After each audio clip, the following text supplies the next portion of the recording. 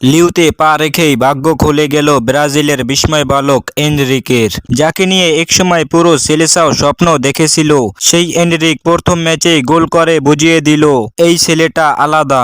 Real মাদ্রিদের মতো বড় ক্লাবে প্রতিভা থাকা সত্ত্বেও নিয়মিত গেম টাইম পাওয়া কঠিন। এই বাস্তবতা বুঝেই এনরিক লিওতে এসেছে শুধু একটাই লক্ষ্য নিয়ে, নিজেকে প্রমাণ করা, 2026 বিশ্বকাপের জন্য প্রস্তুত হওয়া।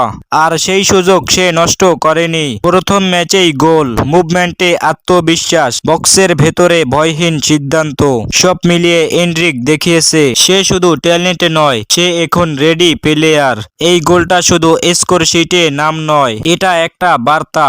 যদি সামনে ম্যাচগুলোতেও এমন পারফরমেন্স ধরে রাখতে পারে তাহলে সব দুশ্চিন্তা শেষ। ব্রাজিল জাতীয় দলের সামনে এখন সবচেয়ে বড় প্রশ্ন, 2026 বিশ্বকাপে কে হবে ভবিষ্যতের আক্রমণের মুখ। এনরিক যদি লিওতে নিয়মিত খেলতে পারে, গোল করতে পারে, বড় ম্যাচে নিজেকে প্রমাণ করে, তাহলে বিশ্বকাপে তাকে দেখা সময়ের ব্যাপার। রিয়াল ছেড়ে লিওতে যাওয়া কোনো পিছু হটা নয়, এটা ক্যারিয়ারের সবচেয়ে স্মার্ট সিদ্ধান্ত। কারণ ইতিহাস বলে ব্রাজিলের বড় তারকারা সবাই আগে খেলেছে, তারপর তারকা হয়েছে। এনরিক এখন সেই পথেই হাঁটছে। আর যদি এই ধারাবাহিকতা থাকে তাহলে 2026 বিশ্বকাপে ব্রাজিলের জার্সিতে নতুনভাবে দেখা যাবে এনরিককে। যদিও ব্রাজিলের নাম্বার 9-এ জাও পেদ্রো, রিচার্লিসনরা এখন দুর্দান্ত ফর্মে, তারপরেও প্রতিভাবান এনরিককে হালকাভাবে ছেড়ে দেওয়া যায় না।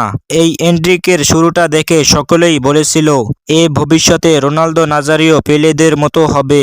এই ধারণা এবার কি সঠিক হবে? 2026 বিশ্বকাপে ব্রাজিলের নতুন ভরসা হিসেবে এনরিককে দেখা যেতেই পারে। আপনার মতে কার্লো কি ইস্তেবাওর সাথে এনরিককে সুযোগ দিবে? কমেন্ট করে জানাবেন।